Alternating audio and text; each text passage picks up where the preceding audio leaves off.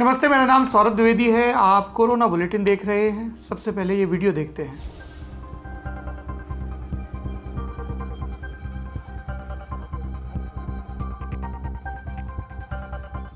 आप स्क्रीन पर देख रहे हैं, नीली टी शर्ट पहने एक लड़के को दो लोग जबरन खींचकर नजदीक पड़ी टेबल तक ले जा रहे हैं। लड़के ने जब विरोध किया तो थप्पड़ और घूंसे बरसाए जाने लगे। बेंच के पास पहुंचते ही लड़के को जमीन पर पटका गया, हाथ बुरी तरह मरोड़ा गया और इतनी पिटाई के बाद भी जब मन नहीं भरा तो इन लोगों ने लड़के की गर्दन को दबोचकर सर को बेंच पर दे मारा। सोशल मीडिया पर वायरल ये वीडियो बेंगलुरु के नागरथपेट इलाके का है। इस लड़के के साथ मारपीट कर रहे ये लोग बीबीएमपी यानी बेंगलुरु म्यूनिसिपल कॉरपोरेशन के कर्मचारी हैं और मारपीट की वजह अगर आप जानेंगे तो सर पकड़ लेंगे। दरअसल बीबीएमपी के कर्मचारी यहाँ कोरोना का टेस्ट कर रहे थे, रैंडम कोरोना टेस्ट, यानी रास्ते में जो भी संदिग्ध दिखा उसे बुलाकर टेस्ट कर दिया। इसी दरमियान कर्मचारियों ने इस युवक को टेस्ट के लिए कहा, लड़के ने मना कर दिया। फिर जो हुआ आपने देखा। ये बात वाकई में शर्म पैदा करने वाली है। सवाल ये है कि क्या ऐसा करके हम कोरोना से जीतेंगे? जवाब आप सभी जानते हैं। डोनेट कार्ड और वॉइस ऑफ स्लम जुड़कर दिल्ली और नोएडा के स्लम्स में गरीबों को फ्री ऑक्सीजन सप्लाईज प्रोवाइड करने का प्रयास कर रहे हैं। डिस्क्रिप्शन में दिए हुए लिंक पर जाकर डोनेट कार्ड पे अभी डोनेट करें। इन गरीब परिवारों का सहारा बने। अब बात ग्राउंड रिपोर्ट की करते हैं। रपटों की शुरुआत राजस्थान से। कोरोना पर राजस्थान की जमीनी हकीकत जानने के लिए लल्लन टॉप की एक टीम वहां मौजूद है। कल किरडोली गांव का जायजा लेने के बाद हमारी टीम आज भीलवाड़ा जिले के आसिंद गांव में पहुंची। इस गांव के एक सरकारी अस्पताल में पहुंचते ही टीम के जैसे कदम ठिठक गए हों। क्या देखा उन्होंने ऐसा, आप भी देखिए। स्क्रीन पर जो एम्बुलेंस दिखाई पड़ रही है वो 4 महीने से सरकारी अस्पताल में धूल फांक रही है। कुछ बहुत ज्यादा खराबी नहीं है, टायर की खराबी और सिस्टम की लापरवाही ने इस पूरे एम्बुलेंस को बेकार बना दिया। इस एम्बुलेंस की तरह ही अस्पताल की व्यवस्था में भी लापरवाहियों के कई पंक्चर लगे हैं, जिनसे सरकारी दावों की हवा कैसे निकल रही है इस रिपोर्ट में देखिए। पूछना चाहता हूँ कि ये कब से ऐसे ही खड़ी है? क्या नाम है आपका? नाहर सिंह। आप इसके ड्राइवर हैं? नहीं, पहले था, अपने गाड़ी ले ली इसीलिए। तो ये कब से खड़ी है ऐसे ही एम्बुलेंस? कहो 3 महीना हो गया ना विजय सर? कितना साल हो गया? 5-6 महीना हो गया। 5-6 महीने से ये एम्बुलेंस ऐसे ही खड़ी है। टायर इसका जो है वो पंक्चर ठीक नहीं करवा पा रहे हैं। बजट ही नहीं है। टायर ठीक करवाने का बजट नहीं है? हाँ। ये किसने बोला कि ये बजट नहीं है? क्या मालूम, आगे से आया आदेश जो। अच्छा, भीलवाड़ा से। तो इस हॉस्पिटल में और कितने एम्बुलेंस है? एक ही से। ये तो गजब हाल है। एक एम्बुलेंस है और वो इसलिए खड़ी है क्योंकि उसका टायर पंक्चर है और उसको टायर ठीक कराने के लिए आगे से बजट नहीं आ रहा है। तो लोग जो बाहर से कैसे आते हैं फिर? प्राइवेट गाड़ी से। प्राइवेट गाड़ी से। प्राइवेट गाड़ी से आते हैं। हाँ। मुझे लगता है कि किसी को यहाँ फ़र्क ही नहीं पड़ता होगा कि जो सुविधाएं हैं क्या वो बेहतर हो सकती हैं, क्या होनी चाहिए। वो ना तो यहाँ के जो जनप्रतिनिधि हैं ना जो अफसरान हैं उनको फ़र्क पड़ता है। कोरोना के इस दौर में जब एम्बुलेंस की मारामारी थी, वाहन नहीं मिल रहे थे, एम्बुलेंस नहीं मिल रहे थे, उस वक्त भी यहाँ एक एम्बुलेंस है जिसका टायर पंक्चर है। जो स्थानीय पत्रकार हैं उनसे भी मैं चीज़ें यहाँ समझना चाहूँगा। सुरेश जी, आप आइए, आगे आइए, मैं आपसे बात करना चाहता हूँ। आपके इलाके का ये अस्पताल है, हालत तो बहुत खराब है। ये केवल जो हमारे सामने जो बिल्डिंग दिखाई दे रही है ये नाम मात्र का अस्पताल है। यहाँ आसपास के सेक्टर की 50,000 आबादी के लिए उत्तम स्वास्थ्य की चिकित्सा की सुविधाएं कुछ भी उपलब्ध नहीं है। यहाँ पर सबसे ज़्यादा इस कोरोना संक्रमण ये ग्रामीण सेक्टर में सबसे ज़्यादा अधिक लोग चपेट में आए। इसका मुख्य कारण क्योंकि सरकारी अस्पतालों में जो सुविधाएं नहीं मिलती है तो प्राइवेट अस्पतालों के चक्कर में या जो छोटे छोटे गांव हैं वहाँ झोला छाप डॉक्टरों के चक्कर में वो इंजेक्शन लगवाते हैं, वहाँ से मेडिसिन लेते हैं और फिर उस पर ज़्यादा हालत गंभीर हो जाती है उस मरीज़ को, तब सरकारी अस्पताल में लाते हैं जब तक उसकी मौत हो जाती है। तो ये इस सेक्टर में स्वास्थ्य और चिकित्सा सुविधाएं बहुत ही मतलब देख के अंदर लगा नहीं कि अगर गंभीर मरीज भी आते, थोड़ा और आगे चलते हैं, गंभीर मरीज भी अगर यहाँ आते हैं तो ये अस्पताल और यहाँ की सुविधाएं जो है उनको बचा पाएंगे।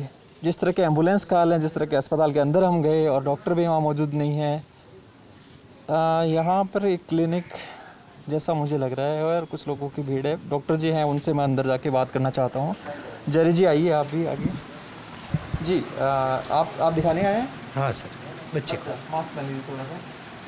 तो मैं समझना चाहता हूँ कि भाई आपको क्लिनिक में या प्राइवेट में दिखाना, यहाँ डॉक्टर जी के पास घर में दिखाना आता है, हॉस्पिटल तो है बगल में, या वहाँ से वो समय टाइम हो गया सर, वो हिसाब होता है। हाँ, ये गजब है। मतलब आप जगह 4 या 5 डॉक्टर है ना आप यहाँ, तो संडे को इतने पेशेंट आ रहे हैं, इतने को ज़रूरत पड़ रही है, ड्यूटी तो लगाई जा सकती है ना संडे को भी डॉक्टर की? नहीं, ड्यूटी तो फिर उसके लिए राउंड ऑफ क्लॉक के लिए तो फिर हमारे 15-16 डॉक्टर की पोस्ट है ना, वो ज़रूरी है। वो भी बात है। फिर 4 डॉक्टर में हम नाइट भी तो इमरजेंसी हम भी देखते हैं। हाँ, वो तो देखते हैं, पर हर दिन एक डॉक्टर की ड्यूटी कम से कम एक डॉक्टर की ड्यूटी 24 घंटे कैसे लगाओगे बताओ? कैसे लगाओगे तो? लेकिन कितने घंटे भाई? मैं समझ रहा हूँ 6 घंटे ड्यूटी डॉक्टर से करा सकते हो। संडे है यार, हाँ, हम है ना इमरजेंसी में। आप इमरजेंसी में जाते हैं? अभी फ़ोन आ जाता है, कोई भी इमरजेंसी होती है तो हम जाते हैं। कितने बेड हैं यहाँ टोटल? 30 बेड। 30 हाँ, और डॉक्टर 4। और ये आसपास का सबसे बड़ा हॉस्पिटल है। तो आप में से कोई स्पेशलिस्ट भी हैं या फिर MBBS में? हमारे इंचार्ज है स्पेशलिस्ट, क्या है? सर्जन है। अच्छा, तो देखिए ये हाल है गाँव का या कस्बों का, कि आसपास का सबसे बड़ा हॉस्पिटल है, लेकिन वहाँ 4 ही डॉक्टर हैं, और संडे को जैसे ये बता रहे हैं कि OPD बंद होती है। अमूमन बाकी हॉस्पिटलों में भी OPD बंद होती है, लेकिन 1-2 डॉक्टर होते हैं, यहाँ एक भी डॉक्टर नहीं होते हैं। फिर लोगों को यहाँ उनके क्लिनिक में या जो घर है वहाँ आकर दिखाना पड़ता है फीस देकर। गांव का जायजा ले रही हमारी टीम जब भीलवाड़ा के ही दांतेड़ा गांव पहुंची तो पता चला यहां कोरोना की वजह से कई लोगों की मृत्यु हुई। बावजूद इसके यहां स्वास्थ्य केंद्रों को लेकर जिस तरह की लापरवाही बरती जा रही है, अगर नहीं रुकी तो आगे आने वाला वक्त इस गांव की मुसीबतों को और बढ़ाएगा। अब हम आए हैं जो गांव का हॉस्पिटल है, उप स्वास्थ्य केंद्र, उसके बाहर। अब बिल्डिंग देखेंगे तो सब कुछ सही लगेगा, एकदम रंगाई पुताई सब कुछ नया जैसा लगेगा, लेकिन फिर गेट पर ताला दिखता है, उप स्वास्थ्य केंद्र बंद दिखता है। गांव के लोगों से मैंने पता किया तो यहाँ पर एक ही स्टाफ है, एक ANM है, जो भी एक तय घंटों में उनकी ड्यूटी होती है। उसके बाद जब वो नहीं रहती हैं या जब उनकी छुट्टी हो जाती है, वो घर चली जाती हैं, तो यहाँ पर ताला ही मिलता है। सामुदायिक स्वास्थ्य केंद्र आसिंद ऊपर लिखा हुआ है। आसिंद ये जगह है, भीलवाड़ा ज़िला है, और उसकी तहसील के स्तर का जो सबसे बड़ा अस्पताल है, या आसपास के जो गांव हैं, करीब 50,000 की आबादी पर सबसे बड़ा जो अस्पताल है, वहाँ पर मैं हूँ। और आपको ये दिखाना चाहता हूँ कि गांव में या जो कस्बों वाला इलाका है, वहाँ पर स्वास्थ्य सुविधाओं का क्या हाल है। और जैसी स्वास्थ्य सुविधाएं यहाँ हैं, वो कोरोना तो क्या किसी भी बीमारी से नहीं लड़ सकते। अब मैं आपको सबसे बड़े अस्पताल का हाल दिखाता हूँ। यहाँ का पर्ची वितरण यहाँ कोई नहीं दिख रहा है मुझे। आप आगे चलते हैं। मेडिकल OPD वगैरह सब बंद दिख रहे हैं यहाँ। इंजेक्शन कक्ष,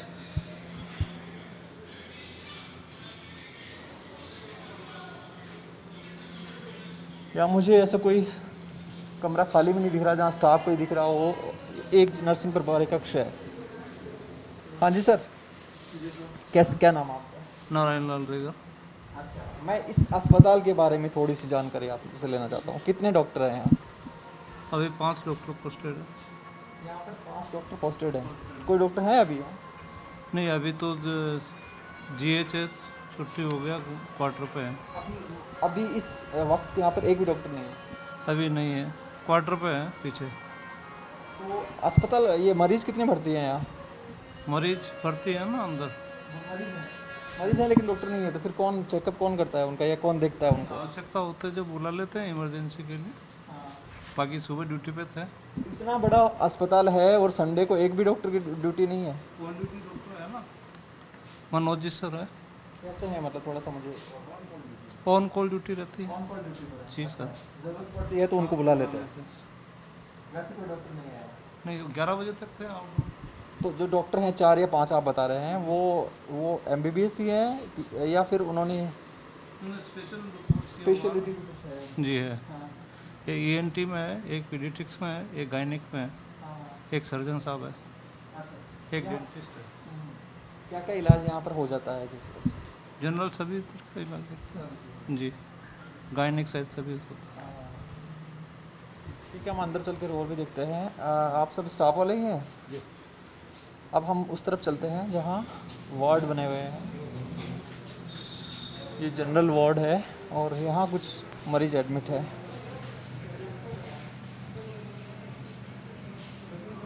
जी, क्या हो गया आपको? पेट दर्द हो रहा था। हाँ कब से भर्ती है? आज ही भर्ती हुआ।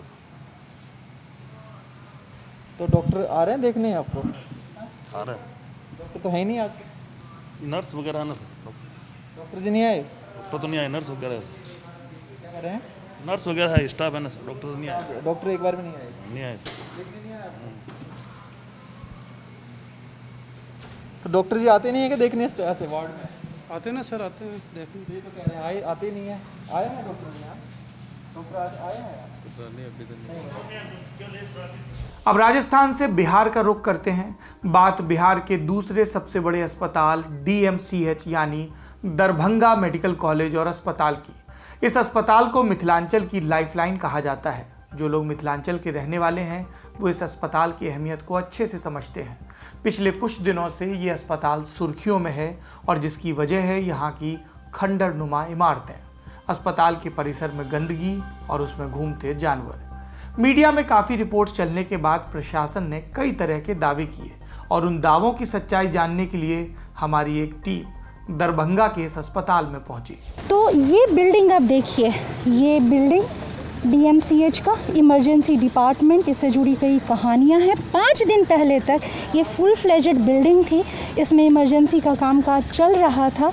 ये इतनी क्षतिग्रस्त जो अबेंडेंड बिल्डिंग होती है, खंडहर नुमा भी नहीं बल्कि खंडहर, इसमें कामकाज चल रहा था। हम आपको इसके बारे में बताएंगे 5 दिन पहले क्या हुआ, किस वजह से वहाँ पर शिफ्टिंग की प्रक्रिया शुरू हुई है, वो बताएंगे। फ़िलहाल हम आपको लेकर जा रहे हैं, ये है जहाँ पर इमरजेंसी केसेस में सबसे पहले पेशेंट आते हैं तो वो इसी बिल्डिंग में आते हैं। अंदर उनका इलाज होता है, क्या क्या होता है, ये सब बताने के लिए हमारे साथ हैं अभिषेक।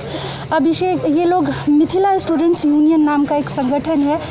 इनको साथ लेकर आने की वजह इसलिए है क्योंकि ये लोग बीते कई समय से इन चीज़ों को लेकर, इन मसलों को लेकर प्रोटेस्ट करते आए हैं। ये कोई इमरजेंसी केस हुआ, ठीक है, इमरजेंसी केस में सबसे पहले हम इधर आएंगे, ठीक है। जो त्वरित सुविधा मिलती है वो इधर मिलेगी। अच्छा, ये बिल्डिंग कितनी पुरानी है? ये खुद भी बहुत पुरानी बिल्डिंग है। देखिए, गुलाम भारत का जो कॉन्सेप्ट पे DMCH का निर्माण किया गया था, गुलाम भारत, आज़ाद भारत के बाद से इसमें कोई भी परिवर्तन आज तक देखने को नहीं मिला। जब भी कोई ऐसे मरीज़ आते हैं, फर्स्ट एड उनका इन्हीं तीनों बिल्डिंग में होता है। आप देख सकते हैं इस तीनों रूम में किस तरीके की व्यवस्था है, देख लेते हैं मैनेजमेंट किस तरीके का है। यहाँ पे परीक्षण कक्ष यानी शायद जहाँ शुरुआती इंस्पेक्शन होता होगा। ये सिर्फ नाम का इमरजेंसी है। आप देख सकते हैं इमरजेंसी की जो बुनियादी सुविधाएं होती है उन चीज़ों से यह रूम लैस नहीं है। अमितेश, थोड़ा बाहर से ऐसे यहाँ पे ऐसे पैन करके दिखाना एक बार। ये शुरुआती जो केसेस होते हैं वो इस कमरे में आते हैं इमरजेंसी के। देख रहे हैं वहाँ इलाज भी हो रहा है, वहाँ ऑक्सीजन लगी है, शायद उनको ऑक्सीजन सपोर्ट की ज़रूरत होगी। इसमें कोविड केसेस भी आते हैं अभिषेक? जी नहीं, इसमें नहीं आते हैं। नहीं आते हैं। अच्छा, वो शल्य कक्ष यानी वो ऑपरेशन कमरा होगा जो शुरुआत में अगर ज़रूरत पड़ती होगी। जी जी जी, ये शल्य कक्ष। आप कमरे की हालत देख लीजिए, आप इंफ्रास्ट्रक्चर देख लीजिए। जब भी कोई सर्जरी होता है, जो भी मरीज आते हैं फर्स्ट एड के लिए, और उनका फर्स्ट एड जो होता है, सर्जरी की जो भी केसें आ जाती है वो इसी रूम में रखा जाता है। आप देख सकते हैं उनकी कपार फूटी हुई है। आप देख सकते हैं इस रूम की हालात कैसी है। यहाँ पे कोई भी बेड वेड नहीं है ऐसा, या ऑक्सीजन की सीरियस हालत होती है तो इनको मिलने वाली ऑक्सीजन की भी हालत काफ़ी यहाँ पे नाजुक रहती है। पंखा, भवन तो देख ही रहे हैं, इसे फैन वैन की हालात तो देख ही रहे हैं। अब इधर काफ़ी है, अब इधर से निकल जाए, अभी इधर कुछ भी नहीं। एक उधर भी कमरा था, एक उधर भी कुछ था जो चल रहा था जिसमें एक्सरे वगैरह की मशीन थी। नहीं, वो छोड़ दीजिए, वो छोड़ दीजिए। ये डिस्पोजल देखिए, एक्सरे कमरे इस्तेमाल है। ये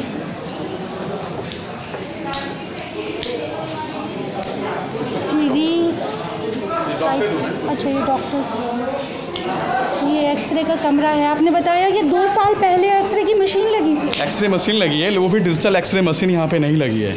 डिजिटल एक्सरे मशीन ये नहीं लगा हुआ है, यहाँ पे नॉर्मल एक्सरे मशीन है। डिजिटल लगा, अगर आपको डिजिटल करवानी है तो आप यहाँ से बाहर जाओगे, यहाँ पे डिजिटल का कोई व्यवस्था प्राइवेट या किसी प्राइवेट लैब में जाना पड़ेगा आपको। लैब में यहाँ पे सुविधा नहीं है। अच्छा, रूम है ना, उसमें एक बार थोड़ा सा दिखा दीजिए ना। क्या हुआ? आप पीओडी रूम में किसी का इलाज कराने आए हैं? नहीं, यहाँ पर डॉक्टर हैं, डीओडी के रूप में डॉक्टर हैं। आप डॉक्टर हैं? हाँ। किसकी हालत दिखाने कह रहे हैं? जो पीओडी का जो डॉक्टर रूम रहता है उसका देख लीजिए, मरीज का रूम देख लीजिए, ड्रग जो स्टोर है उधर देख लीजिए, और सर जो इसेंशियल मेडिसिन है वो कमी है, देख लीजिए एक बार। जी। डॉक्टर्स खुद ही परेशान हैं, वो हमें खुद ही कह रहे हैं कि ज़रा जाकर दिखाइए स्थिति। डॉक्टर रूम है, इसकी हालत को अभी आप अच्छे से देख सकते हैं। डॉक्टर्स भी परेशान हैं। यहाँ पे मरीजों को इलाज करते हैं, ट्रीटमेंट करते हैं, उनकी हालत कैसे, वो किस तरीके से इसमें बैठते होंगे। पूरी बिल्डिंग ही बर्बाद है। तब ये बिल्डिंग बहुत पहले ये खंडहर घोषित कर दी जानी चाहिए थी। यहाँ पर अस्पताल चलता है, वो भी उत्तरी बिहार का सबसे बड़ा अस्पताल। DMCH का ये इमरजेंसी वार्ड है, ये अपने आप में एक थप्पड़ है सबके मुंह पर। रिपोर्ट के अगले हिस्से पर जाने से पहले एक दिलचस्प फैक्ट जान लीजिए। दरभंगा के राजा थे महाराज रामेश्वर सिंह। उन्होंने इस अस्पताल के निर्माण के लिए शहर के बीचों बीच करीब 300 एकड़ ज़मीन दान में दी थी। भूमि के अलावा अस्पताल निर्माण के लिए करीब 6 लाख रुपए का फंड भी दिया। इसके बाद 1925 में स्थापना हुई इस अस्पताल की। इसको बनाने का आइडिया क्या था, ये इससे समझिए कि तब इसके गठन का उद्देश्य साफ था, टेम्पल ऑफ मेडिकल लर्निंग।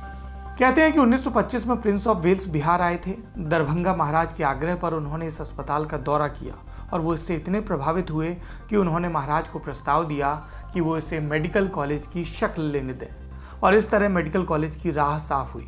आगे चलकर 1946 में इसको अपग्रेड किया गया और इसकी बागडोर सरकार को सौंप दी गई। लेकिन सरकारों ने इस अस्पताल के लिए क्या किया, आप रिपोर्ट देखेंगे तो बेहतर समझ पाएंगे। अब हम उस बिल्डिंग के कंपाउंड में दाखिल हो रहे हैं जिसको हमने शुरुआत में दिखाया था। वो जो खंडहर बिल्डिंग थी वो उसके अंदर जा रहे हैं। उसकी हमने आपको बताया कि कुछ दिनों पहले लोग यहाँ के युवा वगैरह सोशल मीडिया पर DMCH के इस बिल्डिंग की तस्वीरें शेयर कर रहे थे। उसके बाद कुछ मीडिया रिपोर्ट्स हुई और उस पर DMCH प्रशासन की तरफ से बड़ी नाराज़गी जताई गई कि ये ऐसा नहीं है, वैसा नहीं है, फलाना ढिंकाना। तो ये कंपाउंड है, आप बस ये कल्पना करिए कि ये 5 दिन पहले तक ये फुल फ्लेजेड यहाँ काम जारी था। अभी शिफ्टिंग शुरू हुई है, कुछ बिस्तर वगैरह ले जाए गए हैं, पर मशीनें अभी भी हैं। अब मशीनें अभी भी यहीं रखी हुई हैं, शिफ्टिंग पूरा नहीं हुआ है और इसके कई हिस्से हैं अंदर जहाँ पर काम अभी बदस्तूर जारी है। तो आप अगर कल्पना कर सकें कि इस बिल्डिंग में इलाज कराने के लिए आपको आना पड़े। कुछ दुर्घटनाएं भी हुई हैं ना? जी, जैसे कि आज से विगत 1-1.5 साल पहले जैसे एक छोटा सा बच्चा आया था, उनका दाहिना पाँव टूटा हुआ था, तो वो प्लास्टर इमरजेंसी से इस वार्ड में आए थे। तो ऊपर से छत गिर के उनके बायां पाँव तो टूटा हुआ था, उसके बाद फिर उनका दाहिना पाँव भी टूट गया। छत गिर गई? हाँ, ऊपर से छत गिर के उनका दाहिना पाँव भी टूट गया। जबकि हम लोग उसी दिन हम लोग का एक ब्लड डोनेशन कैंप था। तो हम और हमारे जिलाध्यक्ष अभिषेक भैया थे और हमारे कुछ साथी लोग थे, ब्लड डोनेट कैंप कर रहे थे। तो बहुत ज़ोर से आवाज़ आया, तो हम लोग ने आके देखे तो उसके विरोध में हम लोग एक अधीक्षक महोदय को ज्ञापन भी दिए थे, हमारे जिलाध्यक्ष महोदय दिए थे। उसके बाद फिर उसके ठीक 10 दिन बाद एक छोटा सा बच्चा को पूरा पाँव में चूहा, उनका छोटा सा बच्चा का पूरा चूहा पाँव कतर दिया था। यही स्थिति है अपने यही दरभंगा DMCH की। आप लोग यहाँ इलाज कराने आए हैं क्या? कहाँ से आए हैं आप? झंझारपुर से आए हैं। किसको साथ लेकर आए हैं? भाई को लेकर आए। क्या हुआ उनको? वो ट्रैक्टर का वो ढाला जो पलटी हुआ तो ये पाँव हाथ का ये पूरा कट गया, तो ऑपरेशन थिएटर में। अच्छा, सॉरी। हाँ, वो कब आए आप यहाँ पर? वो परसों आए। परसों कहाँ चल रहा है? कौन सी बिल्डिंग में इलाज चल रहा है उनका? वो MCY हॉस्पिटल है बगल में, उसमें। यहाँ पर आप क्या लेने आए हैं? यहाँ पे खून टेस्ट कराएंगे। अच्छा, आप उनका ब्लड टेस्ट करवाने आए हैं यहाँ पर? टेस्टिंग अंदर ही है ना? हाँ। आप देख रहे हैं ना, शिफ्टिंग पूरा नहीं हुआ हमने बताया, तो वो अभी भी इसका सबूत है। प्रशासन ने वहाँ पर एक अबैंडन्ड का बोर्ड लगाया हुआ है ताकि कोई बाहर आए, मीडिया खबरें दिखाने आए तो वो बचाव कर सकें कि हमने इस बिल्डिंग के अबैंडन परित्यक्त कर दिया है। ये बचाव का एक सर्टिफिकेट यहाँ लटकाया गया है, अबैंडन, बट ये अबैंडन नहीं है, इसके भीतर चीज़ें चल रही हैं। बाद में पहले हमें लोगों ने बताया, अंदर घूम रहे थे तो जो सिस्टर थी उन्होंने बताया कि 5 दिन पहले जो बिस्तर वगैरह हैं उनको ले जाने का सिलसिला शुरू हुआ। 5 दिन पहले तक यहाँ क्या क्या होता था अभिषेक? 5 दिन पहले यहाँ हम अंदर भी घूम के देखेंगे। देखिए, ये जो इमरजेंसी है, जैसे ही मरीजों का फर्स्ट एड होता है, फर्स्ट एड होने के बाद जो मरीज़ आज से 5 दिन पहले जो मरीज़ का फर्स्ट एड हो जाता, उसके बाद मरीजों को यहाँ शिफ्ट किया जाता था। अभी इसे दूसरी जगह शिफ्ट कर दिया गया है आज से कुछ दिन पहले, यानी कि 1 महीना पहले की हम बात करें। वो 5 दिन पहले बता रही थी ना? हाँ, 5 दिन पहले दूसरी जगह शिफ्ट किया गया है इस वार्ड को, लेकिन 5 दिन पहले, उससे पहले की बात हम करते हैं, तो जब मरीज़ का फर्स्ट एड हो जाता है तो मरीज़ को 24 घंटे के लिए इस रूम में रखा जाता था। इस रूम में रहने वाले मरीजों को कोई भी जो बुनियादी सेवाएं मिलनी चाहिए वो नहीं मिल पाता। उन्हें इधर उधर जाने के लिए टॉयलेट की व्यवस्थाएँ भी नहीं थी, ना पीने को कोई पानी हुआ करता था। स्वाति की ये रिपोर्ट देखने के बाद इतना साफ है कि अस्पताल के हाल कमोबेश वैसे ही हैं जैसे पहले थे। और सोचिए, ऐसा तब हो रहा है जब ये अस्पताल दरभंगा और अगल बगल के ज़िलों का सबसे बड़ा सेंटर है। नेपाल के सीमावर्ती इलाकों तक के लोग यहाँ इलाज के लिए आते हैं। यानी इतने अच्छे आइडिया से शुरू हुए अस्पताल की बुरी हालत है। और ये रातों रात नहीं हुआ, ये भीषण बदहाली दशकों की उपेक्षा का नतीजा है। अब जाते जाते बात साल 1971 के भारत पाकिस्तान युद्ध के वीर चक्र विजेता और रिटायर्ड कर्नल पंजाब सिंह की। कल कोरोना की वजह से कर्नल पंजाब सिंह का निधन हो गया।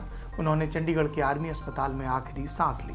पिछले हफ्ते उनके बेटे ने भी कोरोना की वजह से इस दुनिया को अलविदा कह दिया था। साल 1971 में हुई भारत पाकिस्तान की जंग में कर्नल पंजाब सिंह ने अदम्य साहस दिखाया था, जिसके लिए उन्हें वीर चक्र से सम्मानित किया गया था। आज के कोरोना बुलेटिन में इतना ही। हमारी कोविड की कवरेज देखने के लिए, जो इस वक्त बिहार और राजस्थान से हो रही है, पहले उत्तर प्रदेश और महाराष्ट्र और दिल्ली से हुई और भविष्य में भी कुछ और राज्यों में होगी, आप ललन टॉप की वेबसाइट, फेसबुक पेज या यूट्यूब चैनल पर जा सकते हैं। कोरोना का काल है, बीता नहीं है, इसलिए सतर्कता को भी बीतने न दें। अपना और अपनों का खूब ख्याल रखें। शुक्रिया।